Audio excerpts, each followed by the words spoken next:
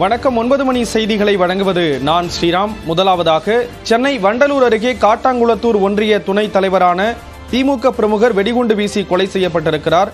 இது தொடர்பான விவரங்களை தருகிறார் செய்தியாளர் ராபர்ட். ராபர்ட், எப்போ இந்த கொலை சம்பவம் நடந்தது, எதன் காரணமா நடத்தப்பட்டிருக்கு?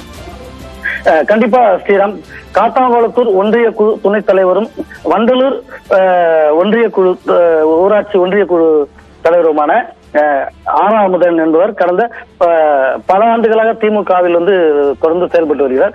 இதன் அடிப்படையில் திமுகவில் சிறப்பாக செயல்படுவதற்காக அவருக்கு வடக்கு ஒன்றிய செயலாளர் பதவியும் வழங்கப்பட்டு அவர் பணியாற்றி வரும் நிலையில் இன்று மாலை சுமார் 7 மணி அளவில் அவர் அலுவலகம் வண்டலூர் பாலத்தின் அருகே உள்ள அலுவலகத்துக்கு சென்று கொண்டிருந்த போது அங்கு மறைந்திருந்த 2 இருசக்கர வாகனம் மறைந்த 4 நபர்கள் அவரது ஸ்கார்பியோ கார் மீது வெடிகுண்டு வீசியும் கத்தியால் வெட்டியும் தாக்குதல் நடத்தினர். இதில் அவரது இடது கை துண்டான நிலையில் அக்கம் பக்கத்தினர் அவரை மீட்டு தாம்பரம் அரசு மருத்துவமனையில் அனுமதித்தனர்.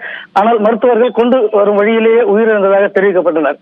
ஆனால் போலீசார் தற்போது இந்த கொலை சம்பந்தமாக அனைத்து தரப்பு வழக்கு விசாரணை நடைபெற்று வருகிறது.